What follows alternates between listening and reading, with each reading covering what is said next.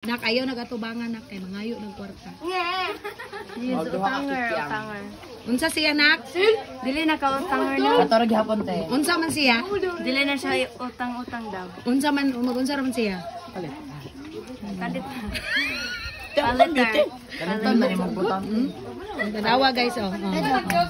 Mula po. Kay gwapo ana. Asa gikan sa mga Oh, diamond. nak.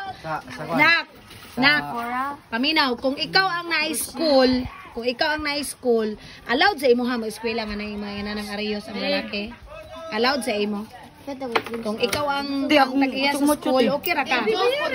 Okay ra sa imo ha, kanang boys nga na mga... If I'm the principal, ambot sa America, wala sila labot. Wala sila pakialam nyo.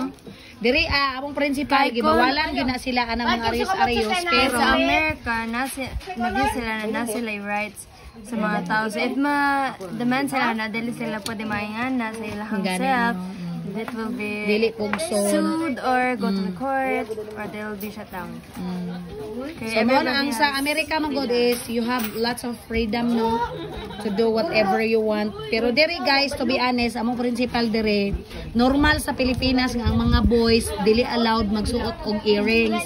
Pero mga gahi sila og mga ulo mo nang mga earrings gyud sila. Gibawal pod sa among principal diri or bisag asa nga eskwelahan nga ang estudyante mag short, di ba? Awa mo mga estudyante nga mga butag. Say hi everybody. Hi. O, tanawa, nanulis na po do.